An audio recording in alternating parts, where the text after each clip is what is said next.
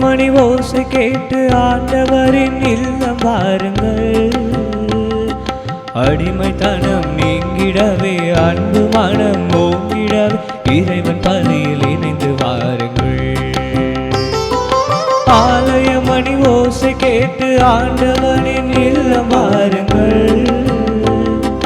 அடிமைத்தனம் நீங்கிடவே அன்பு மனம் ஓங்கிடவே இறைவன் பலியில் இணைந்து வாருங்கள்.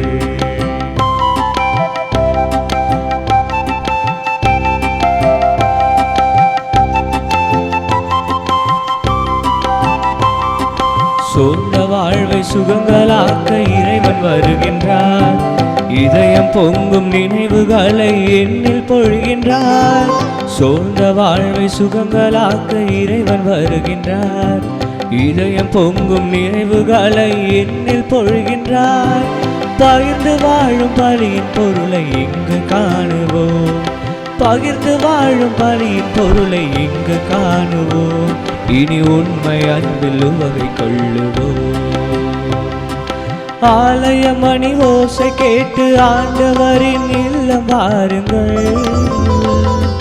அடிமைத்தனம் நீங்கிடவே அன்பு மனம் ஓங்கிடவே இறைவன் பலியில் இணைய வாருங்கள்.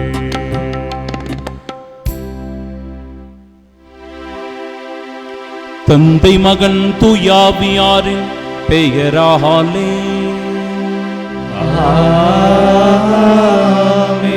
நம் ஆண்டவராகிய இயேசு கிறிஸ்துவின் அருளும் கடவுளின் அன்பும் தூயாவியாரின் நட்புறவும் உங்கள் அனைவரோடும் இருப்பதாக.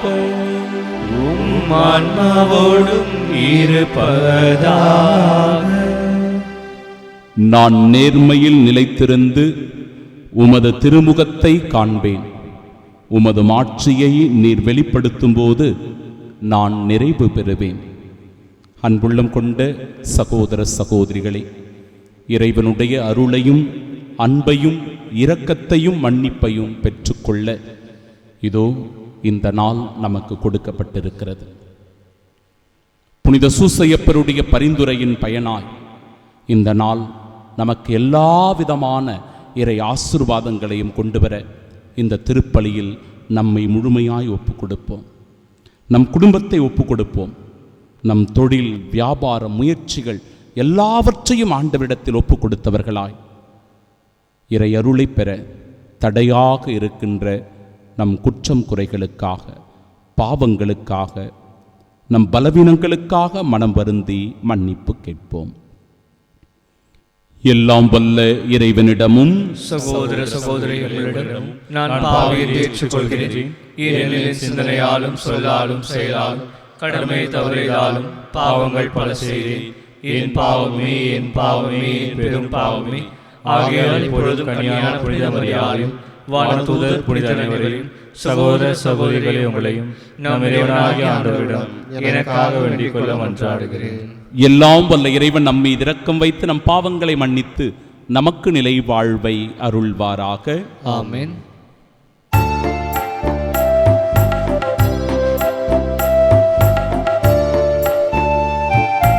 ஆண்டவரே இரக்கமாயிரும். ஆண்டவரே இரக்கமாயிரும். கிறிஸ்துவே இரக்கமாயிரும். கிறிஸ்துவே இரக்கமாயிரும். ஆண்டவரே இரக்கமாயிரும். ஆண்டவரே இரக்கமாயிரும்.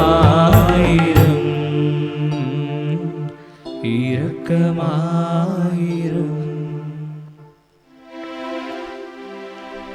மன்றாடுவோமாக.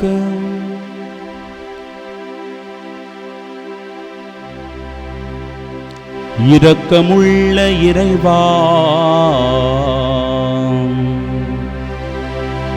தவறி நடப்போர் நன்னெறிக்கு திரும்பி வர அவர்களுக்கு உமது உண்மையின் ஒளியை காட்டுகின்ற கிறிஸ்தவ நம்பிக்கையை கடைபிடிப்போர் அனைவரும் தமது பெயருக்கு பொருந்தாதவற்றை விலக்கவும் ஏற்றவற்றை செயல்படுத்தவும் செய்தருள்வீராக.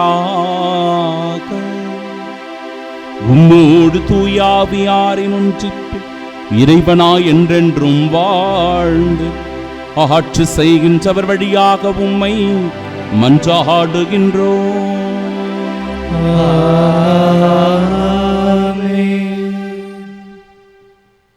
முதல் வாசகம். வெட்ட பயன்படுத்துகிறவனுக்கு மேலாக கோடாரி தன்னை மேன்மை பாராட்டுவதுண்டோ? இறைவாக்கினர் எசாயா நூலிலிருந்து வாசகம். அதிகாரம் 10, இறைவார்த்தைகள் 5 முதல் 7 மற்றும் 13 முதல் 16 முடிய. ஆண்டவர் கூறியது: அசீரிய நாடு, சினத்தில் நான் பயன்படுத்தும் கோல் அது, தண்டனை வழங்க நான் ஏந்தும் தடி அது. இறைப்பற்றில்லா நாட்டினருக்கு அந்நாட்டை நான் அனுப்புகிறேன். எனக்கு சினமூட்டின மக்களை நொறுக்க அதற்கு ஆணை கொடுக்கிறேன். அம்மக்களை கொள்ளையிடவும் அவர்கள் பொருட்களை சூறையாடவும் தெருவில் கிடக்கும் சேற்றைப் போல அவர்களை மிதித்து போடவும் அதற்கு கட்டளை தருகிறேன். அசீரிய அரசன் நினைப்பதோ வேறு, அவனது உள்ளத்தில் எழும் திட்டங்கள் வேறு. மக்களினங்கள் அழிந்து நாசமாவதை தன் இதயத்தில் எண்ணுகிறான். பல்வேறு இனத்தாரையும் வெட்டி வீழ்த்த அவன் விரும்புகிறான். ஏனெனில் அவன் இவ்வாறு சொன்னான்: என் கை வலிமையினாலே நான் அதை செய்து முடித்தேன். என் ஞானத்தாலும் அறிவுக்கூர்மையாலும் அதற்கு திட்டங்கள் தீட்டினேன். மக்களினங்கள் தங்களிடையே வைத்துள்ள எல்லைகளை அகற்றினேன். அவர்களுடைய கருவூலங்களை சூறையாடினேன். அரியணையில் வீற்றிருந்தோரை ஒரு காலை மிதிப்பது போல் மிதித்து போட்டேன். குருவிக்கூட்டை கண்டுபிடிப்பது போல் என் கை மக்களினங்களின் செல்வங்களை கண்டு எடுத்துக்கொண்டது. புறக்கணித்த முட்டைகளை ஒருவன் பொறுக்கி எடுப்பது போல் நாடுகள் யாவற்றையும் ஒருங்கே சேர்த்து கொண்டேன். எனக்கு எதிராக ஒருவரும் இறக்கை அடிக்கவில்லை, வாய் திறக்கவில்லை, கீச்சென்ற ஒலி எழுப்பவும் இல்லை. வெட்ட பயன்படுத்துகிறவனுக்கு மேலாக கோடாரி தன்னை மேன்மை பாராட்டுவதுண்டோ? அறுப்பவனை விட தன்னை சிறப்புமிக்கதாக வாள் கருத இயலுமோ? தன்னை தூக்கியவனை சுழற்றி வீச கைத்தடியால் கூடுமோ? மரம் அல்லாத மனிதனை தூக்க மரத்தாலான கோலால் இயலுமோ? ஆதலால் தலைவராகிய படைகளின் ஆண்டவர் பாழாக்கும் கொள்ளை நோயை அவனுடைய கொழுத்த வீரர்கள் மேல் அனுப்புவார். அவனது மேன்மையின் கீழ் தீ ஒன்றை வைப்பார். அவர் நெருப்பு மூட்டுவார், அது கொழுந்துவிட்டு எரியும்.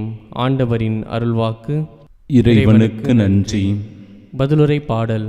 பல்லவி. ஆண்டவர் தம் மக்களை தள்ளிவிடார். ஆண்டவர் தம் மக்களை தள்ளிவிடார். ஆண்டவரே, அவர்கள் மக்களை நசுக்குகின்றனர். உமது உரிமை சொத்தான அவர்களை ஒடுக்குகின்றனர்.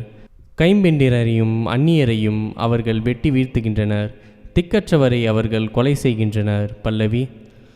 ஆண்டவர் தம் மக்களை தள்ளிவிடார். ஆண்டவர் இதை கண்டுகொள்வதில்லை, யாக்கோபின் கடவுள் கவனிப்பதில்லை என்கின்றனர். மக்களிடையே அறிவிலிகளாய் இருப்போரே உணருங்கள். மதிகேடரே, எப்பொழுது நீங்கள் அறிவு பெறுவீர்கள்? பல்லவி. ஆண்டவர் தம் மக்களை தள்ளிவிடார். செவியை பொருத்தியவர் கேளாதிருப்பாரோ? கண்ணை உருவாக்கியவர் காணாதிருப்பாரோ? மக்களினங்களை கண்டிப்பவர் மானிடருக்கு அறிவூட்டுபவர் தண்டியாமல் இருப்பாரோ? பல்லவி. ஆண்டவர் தம் மக்களை தள்ளிவிடார். ஆண்டவர் தம் மக்களை தள்ளிவிடார். தம் உரிமை சொத்தாம் அவர்களை கைவிடார். தீர்ப்பு வழங்கும் முறையில் மீண்டும் நீதி நிலவும். நேரிய மனத்தினர் அதன் வழி நடப்பர். பல்லவி. ஆண்டவர் தம் மக்களை தள்ளிவிடார்.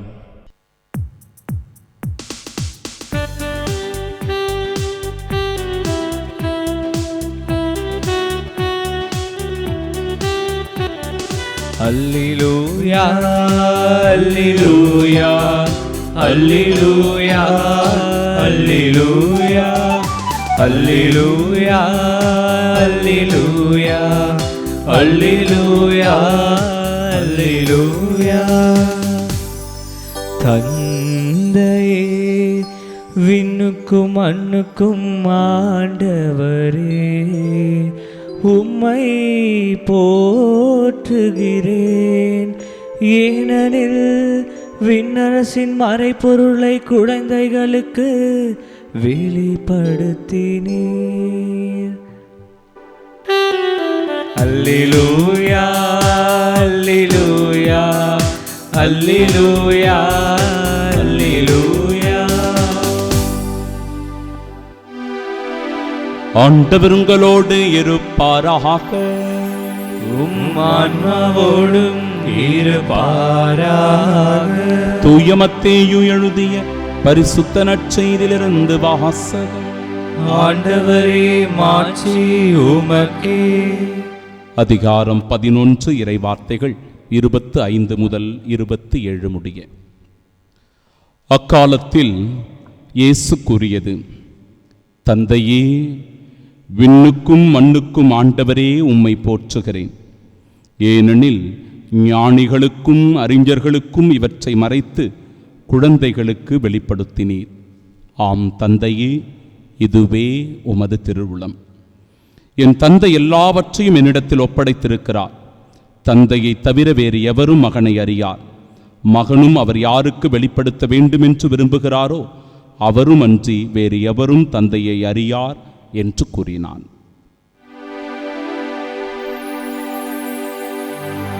ஆண்டவரின் அருள்வாக்கு. கிறிஸ்துவே உமக்கு புகழ். கண்களை மூடி பக்தியோடு நாம் செபிப்போமாக. இறைவா, உம்மை போற்றி புகழ்ந்து ஆராதித்து துதிக்கின்றோம். நீர் நன்மை நிறைந்தவர். ஆண்டவரே, எங்களை நன்மைகளால் நிரப்பும். நீர் அமைதியானவர், அமைதியை தருகின்றவர். நாங்களும் அமைதியோடு வாழ, மன நிம்மதியோடு இருக்க அருள் புரியும். நீர் தூய்மையின் அடையாளம், பரிசுத்தமானவர். ஆண்டவரே, எங்கள் மனதில் படிந்திருக்கிற காயங்களை, கரைகளை அகற்றி எங்களையும் பரிசுத்தமாக்கும். நீர் வல்லமை நிறைந்தவர். ஆண்டவரே, கோழையின் உள்ளத்தை அல்ல, பயந்து நடுங்குகின்ற உள்ளத்தை அல்ல, நம்பிக்கை இழந்த வாழ்க்கையை அல்ல, மாறாக வல்லமை நிறைந்த ஆற்றல் மிக்க வாழ்வினை தந்தருளும்படியாக செபிக்கின்றோம். இன்று முழுவதும் உம்முடைய கரம் எங்களை வழி நடத்தட்டும். எங்களை பாதுகாப்பாய் நடத்திச் செல்லட்டும். நாங்கள் சந்திக்கிற ஒவ்வொரு மனிதரிலும் ஆண்டவரே, உமது திருவுளத்தை நிறைவேற்றியருளும். எங்கு அமைதி, அன்பு, சமாதானம், உண்மை, நீதி, நேர்மை இருக்கிறதோ அங்கு உம் இறை ஆட்சியும் விண்ணரசும் இறை திருவுளமும் வெளிப்படுகின்றன என்பதை உணரச் செய்தருளும். இந்த நாள் நன்மையின் நாளாக, வெற்றியின் நாளாக, உமது திருவுளத்தை நிறைவேற்றி சாட்சி உள்ள வாழ்வு வாழ்கிற நாளாக அமைய இறைவா, உம்மை வேண்டி மன்றாடி செபிக்கின்றோம். ஆமீன். புனித சூசையப்பரே, எங்களுக்காக வேண்டிக் கொள்ளும். வெட்ட பயன்படுத்துகிறவனுக்கு மேலாக கோடரி தன்னை மேன்மை பாராட்டுவதுண்டோ? அறுப்பவனை விட தன்னை சிறப்பு மிக்கதாக வாள் கருத இயலுமா? நம் ஆண்டவராகிய இயேசு கிறிஸ்துவின் அன்பும் அருளும் அமைதியும் மகிழ்ச்சியும் உங்கள் அனைவரோடும் இருப்பதாக. அன்பிற்குரிய சகோதர சகோதரிகளே, தந்தையாம் கடவுள் இஸ்ராயல் மக்களின் மீது மிகுந்த சினம் கொள்ளுகிறார். அவருடைய சினமானது எப்படி வெளிப்படுகிறது என்பதை இன்றைய நாளின் முதல் வாசகம் நமக்கு விளக்குகிறது. ஆண்டவர் இஸ்ராயல் மக்களை அசீரிய நாட்டிற்கு அடிமையாக தருகின்றார். இஸ்ராயல் மக்கள் அசீரிய நாட்டிற்கு அடிமைகளாக போகிறார்கள். இது எதனால் என்றால் ஆண்டவருடைய கோபத்திற்கு இந்த இஸ்ராயல் மக்கள் உள்ளானதனால், ஆண்டவருடைய கோபம் வெளிப்படும்படியாக அவர்கள் செயல்பட்டதினால் இப்படி அடுத்த நாட்டிற்கு இவர்கள் அடிமையாக போகின்ற நிலை வருகின்றது. அதிலும் கூட ஆண்டவர் சொல்லுவது, சினத்தில் நான் பயன்படுத்தப்படும் கோல், தண்டனை வழங்க நான் ஏந்தும் தடி என்று சொல்லி இந்த அசிரியர்களை ஆண்டவர் பயன்படுத்துவதை ஒரு கோலாக, தடியாக பயன்படுத்துவதை எடுத்து சொல்கிறது. அம்மக்களை கொள்ளையிடவும் பொருட்களை சூறையாடவும் தெருவில் கிடக்கும் சேற்றை போல மிதித்து போடவும் அவற்றிற்கு நான் கட்டளையிட்டேன். பாருங்களேன், தன்னுடைய சொந்த மக்கள், நேசித்து அன்பு செய்தவர்கள், எகிப்தின் அடிமைத்தனத்திலிருந்து மீட்டுக் கொண்டு வரப்பட்டவர்கள், எல்லா விதமான உரிமை பெற்றிற்கு சொந்தக்காரர்கள். ஆனால் ஆண்டவருடைய சினத்திற்கு உள்ளாகி இப்படி அசீரியர்களுக்கு அடிமையாக போகின்ற நிலை. ஏன் இந்த நிலை என்பதை மீண்டும் வலியுறுத்தி சொல்லுகிறார் ஆண்டவர். என் கை வலிமையாலேயே நான் அதை செய்து முடித்தேன். என் ஞானத்தாலும் அறிவு கூர்மையாலும் அதற்கு திட்டங்கள் தீட்டினேன். எப்படி அவங்களாம் அடிமையாகணும், துன்பப்படணும், வேதனைகளை அனுபவிக்கணும் அப்படின்னு சொல்லி ஆண்டவர் சொல்லுகிறார்.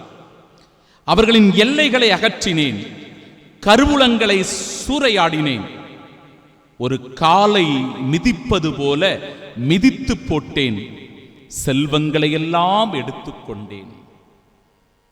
ஆம் அன்பிற்குரியவர்களே, இதன் வழியாய் ஆண்டவர் அந்த இஸ்ராயல் மக்கள் மத்தியில் கொள்ளை நோயை அனுப்புகின்றார். தீ ஒன்றை வைக்கின்றார். அவர் நெருப்பு மூட்டுவார், அது கொழுந்துவிட்டு எரியும் என்று சொல்லப்படுகிறது.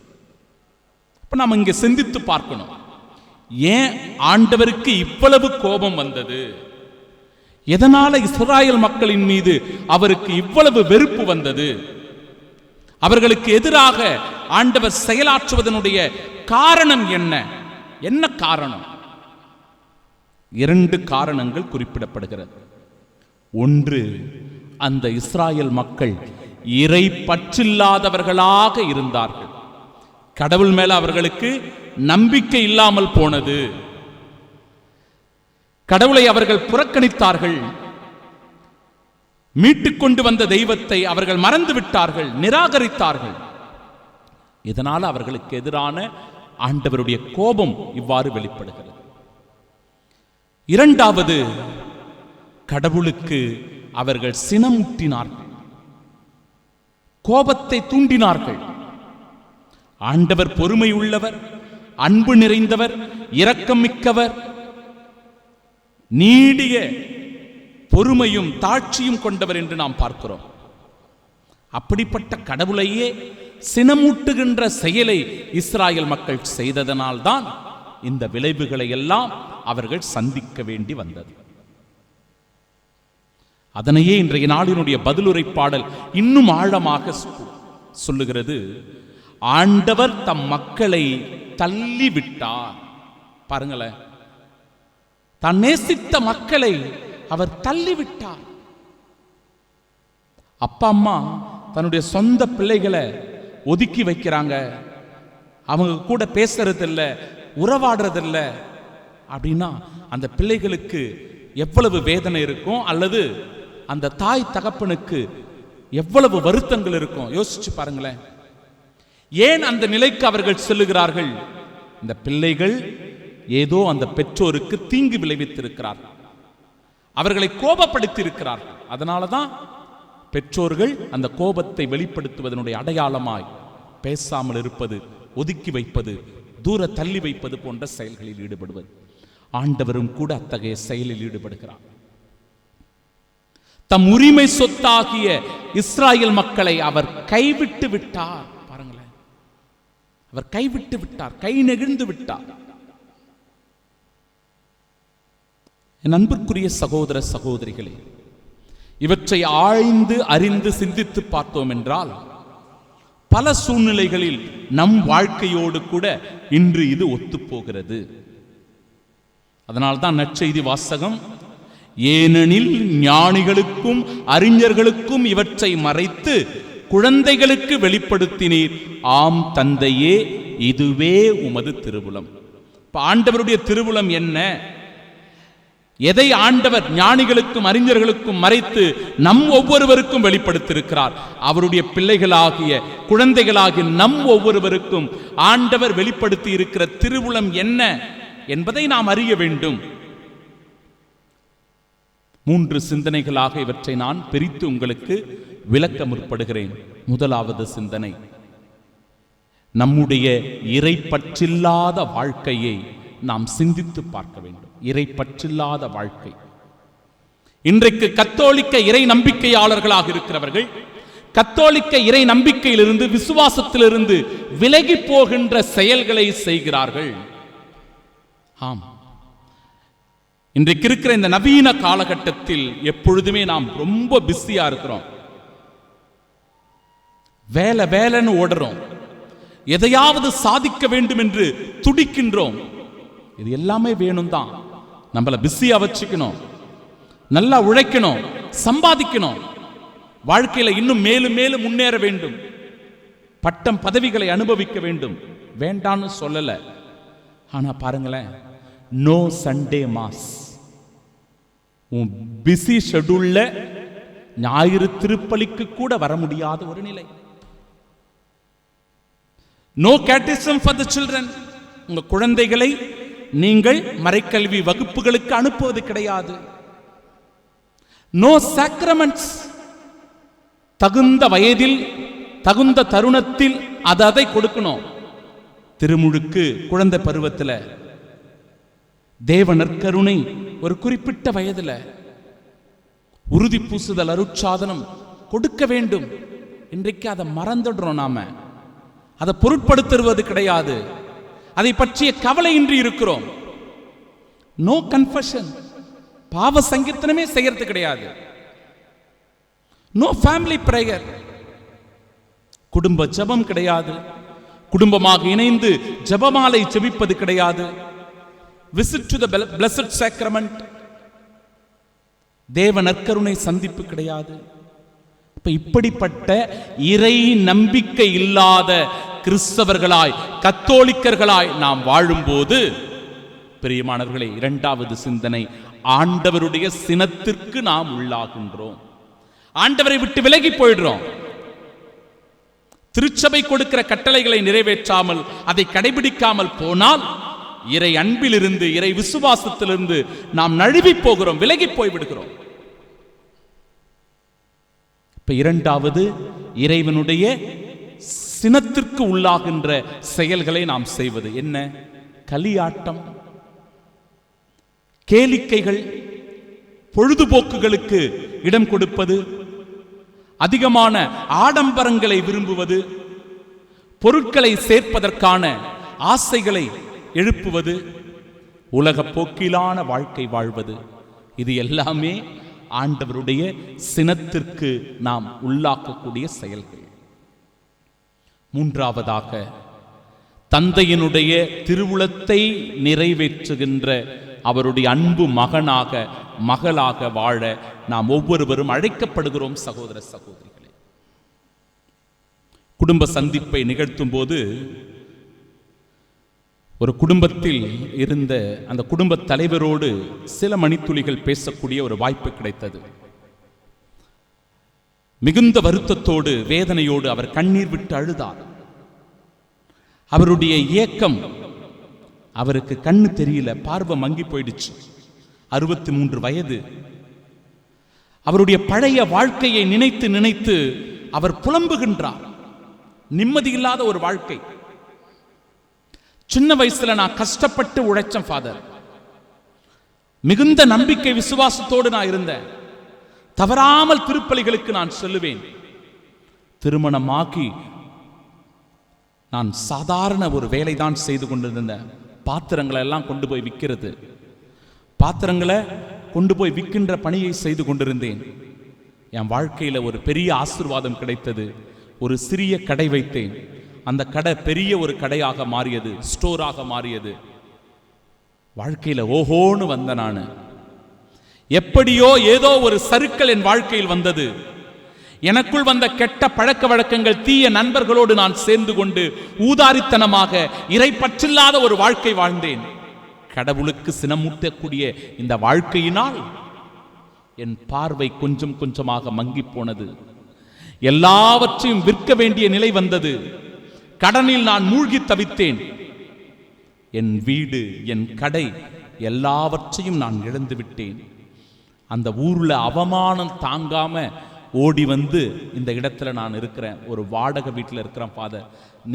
நினைச்சு ஒவ்வொரு நாளும் என் மனசு நிம்மதி இல்லாமல் தவிக்கிறது என்று சொல்லி புலம்பினான். பிரியமானவர்களே, ஆண்டவருடைய திருவுளம் என்ன, அவருடைய சித்தம் என்ன என்பதை அறிந்து உணர்ந்து வாழ்ந்தார். அவருடைய இறை ஆசீர்வாதத்தில் இன்றைய நாள் நமக்கு நல்ல நாளாக, கடவுளுடைய அருள் நிறைந்த நாளாக, ஆசீர்வாதத்தின் நாளாக அமையும். ஆமென்.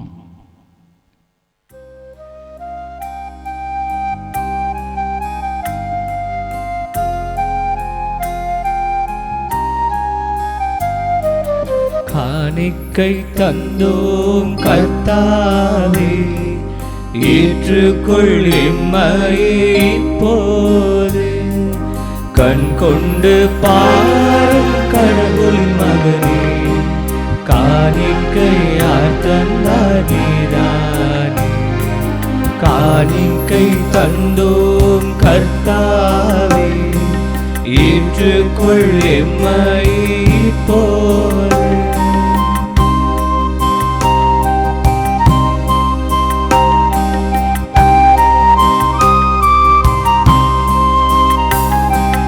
நாங்கள் தந்த காணிக்கை எல்லாம் இரட்சகர் கொடுத்தது.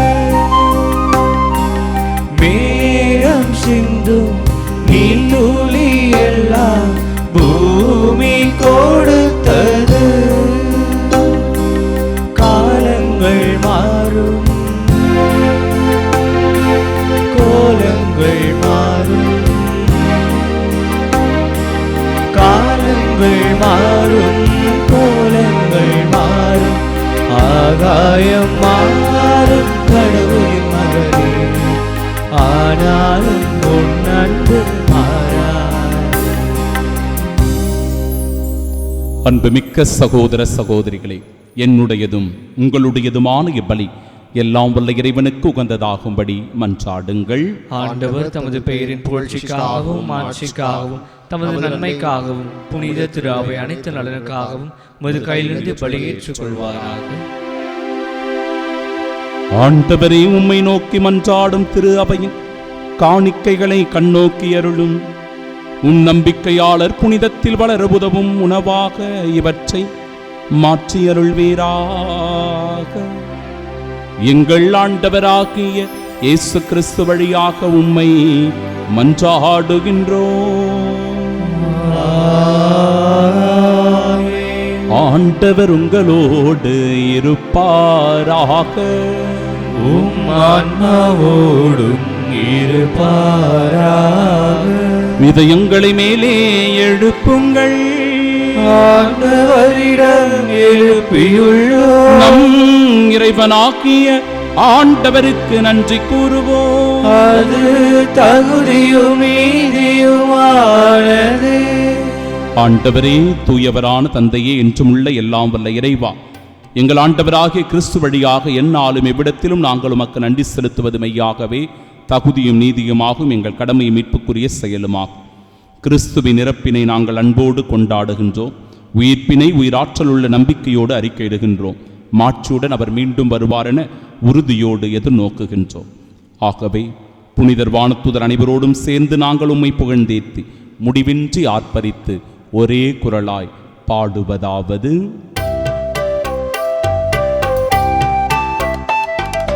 தூயவர் தூயவர் தூயவர், வான்படைகளின் கடவுளாம் ஆண்டவர். விண்ணகமும் மன்னகமும் உமது மாட்சியால் நிறைந்துள்ளன. உன்னதங்களிலே ஓசன்னா, உன்னதங்களிலே ஓசன்னா. ஆண்டவர் பெயரால் வருகிறவர் ஆசி பெற்றவர். உன்னதங்களிலே ஓசன்னா, உன்னதங்களிலே ஓசன்னா.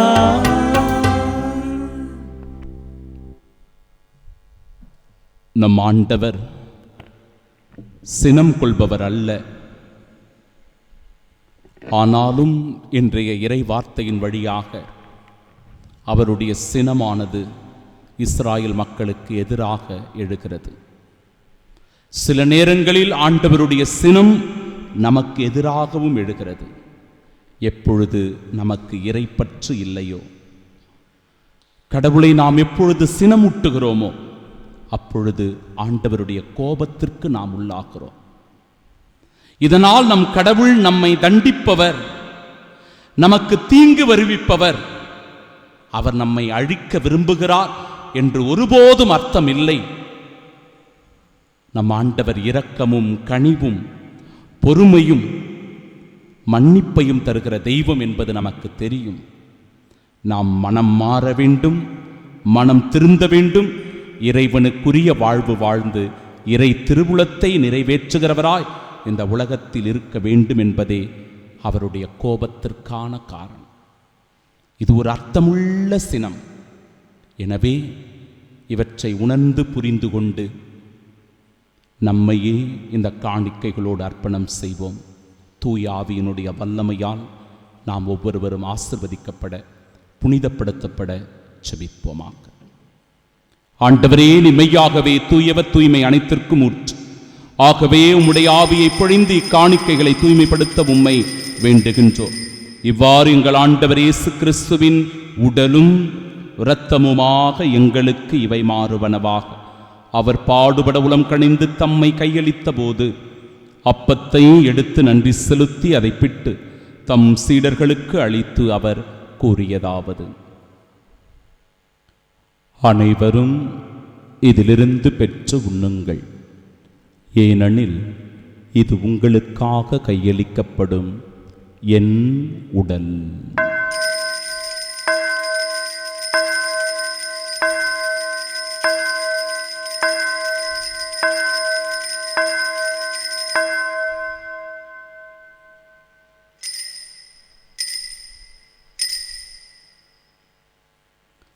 அவ்வண்ணமே இரவு விருந்தை அருந்திய பின் கிண்ணத்தையும் எடுத்து மீண்டும் உமக்கு நன்றி கூறி தம் சீடர்களுக்கு அளித்து அவர் கூறியதாவது: அனைவரும் இதிலிருந்து பெற்று பருகுங்கள், ஏனெனில் இது புதிய நிலையான உடன்படிக்கைக்கு உரிய என் இரத்தத்தின் கிண்ணம். இது பாவ மன்னிப்பிற்கென்று உங்களுக்காகவும் பலருக்காகவும் சிந்தப்படும். இதை என் நினைவாகச் செய்யுங்கள்.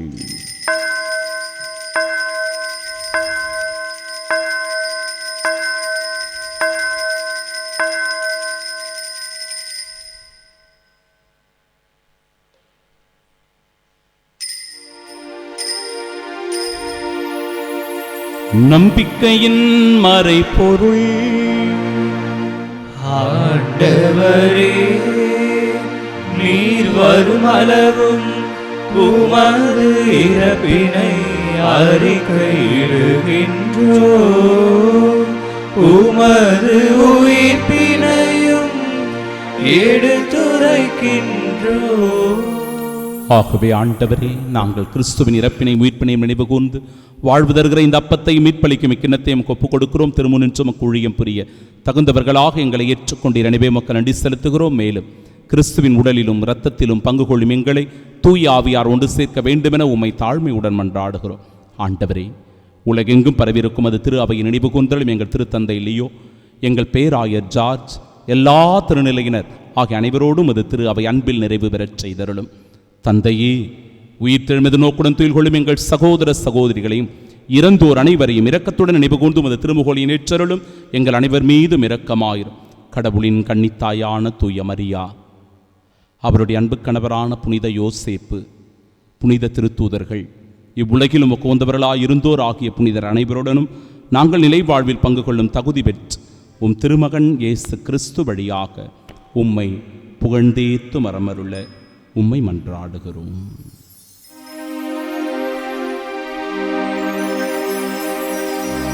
இவர் வழியாக இவரோடு இவரில் எல்லாம் வல்ல இறைவனாகிய தந்தையே, தூயாவியாரின் ஒன்றிப்பில் எல்லா புகழும் ஆட்சியும் என்றென்றும் உமக்கு உரியதே. ஆமென், ஆமென், ஆமென்.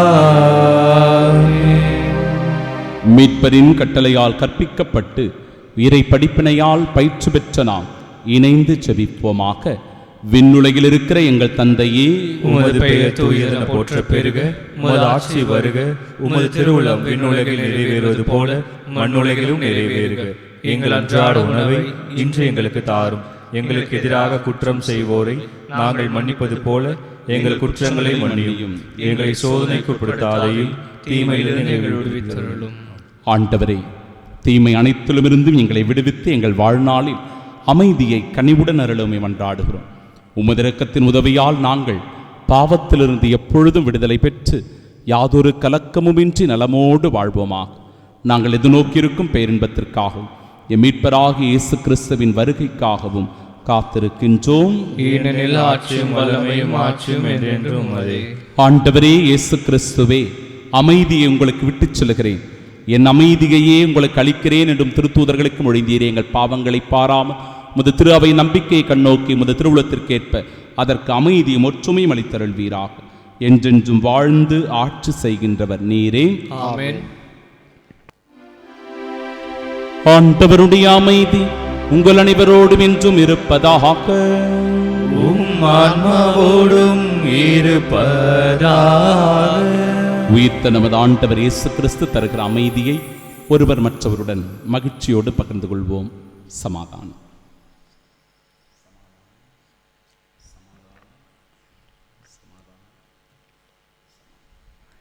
உலகின் பாவங்களை போக்கும் இறைவனின் செம்மறி எங்கள் மேல் இரக்கமாயிரும். உலகின் பாவங்களை போக்கும் இறைவனின் செம்மறி எங்கள் மேல் இரக்கமாயிரும். உலகின் பாவங்களை போக்கும் இறைவனின் செம்மறி எங்களுக்கு அமைதியை அளித்தருளும். கிறிஸ்துவின் திருவுளம்.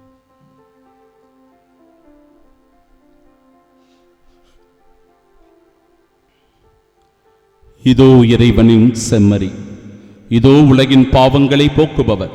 செம்மறியின் விருந்திற்கு அழைக்கப்பெற்ற நாம் பேறு பெற்றோர். ஆண்டவரே, நீர் நிலத்தில் எழுந்தருள நான் தகுதியற்றவன், ஆனால் ஒரு வார்த்தை மட்டும் சொல்லியலும் எனது ஆன்மா நலமடையும். கிறிஸ்துவின் திருவுளம் இரத்தமும் நம்மை காத்து. ஆமென்.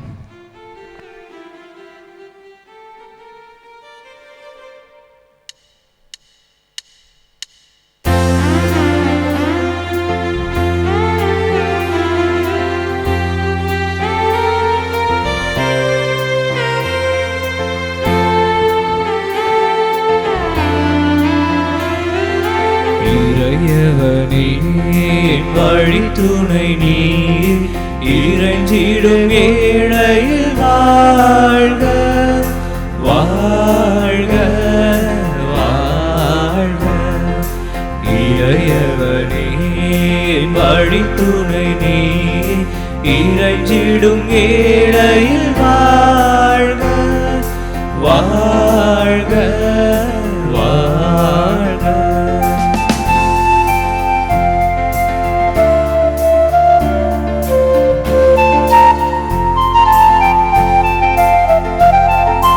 திசை தெரியாத மரக்கலம் போல் திரிந்திடும் வாழ்வு உணரொலி காண. திசை தெரியாத மரக்கலம் போல் திரிந்திடும் வாழ்வு உணரொலி காண. கலங்கரை தீபம் எனக்கு நீயாவாய், நலம் தரும் வாணி உணவனவாரா.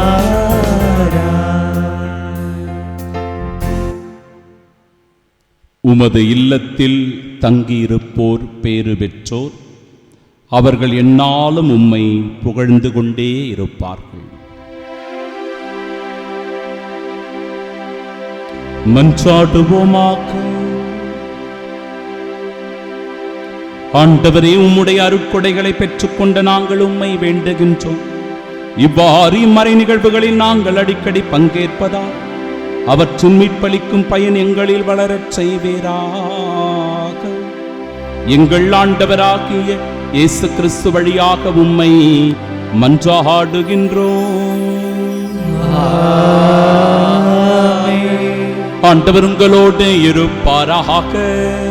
ஆன்மாவோடும் இருப்பாராக. எல்லாம் வல்ல இறைவன் தந்தை, மகன், தூயாவியார் நம் அனைவரையும் ஆசீர்வதிப்பாராக. இறைவனின் அன்பையும் இரக்கத்தையும் மன்னிப்பையும் பெற்று வாழ சென்று வாழுங்கள். வாழ்க்கை பணி தொடரட்டும். இறைவனுக்கு நன்றி.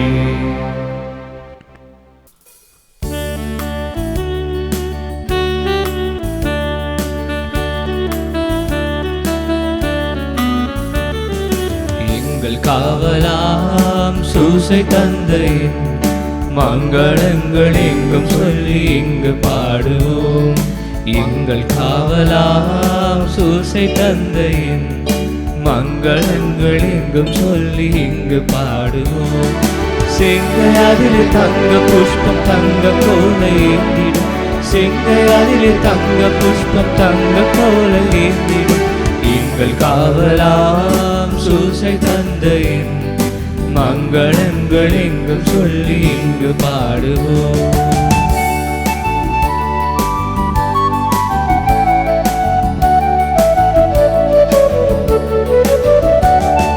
தந்தை என்றுனை வந்து பாடினோம். உந்தன் மைந்த சொந்தம் என்று இன்று காத்திட்டாய். தந்தை என்றுனை வந்து பாடினோம். உந்தன் மைந்த சொந்தம் என்று இன்று காத்திட்டாய். அந்தி காலை வந்த வேளை வந்து உதவி தந்திட்டாய். அந்தி காலை வந்த வேளை வந்து உதவி தந்திட்டாய். எங்கள் காவலா சூசை தந்தையின் மங்களங்கள் எங்கும் சொல்லி இங்கு பாடுவோம். மங்களங்கள் எங்கும் சொல்லி இங்கு பாடுவோம்.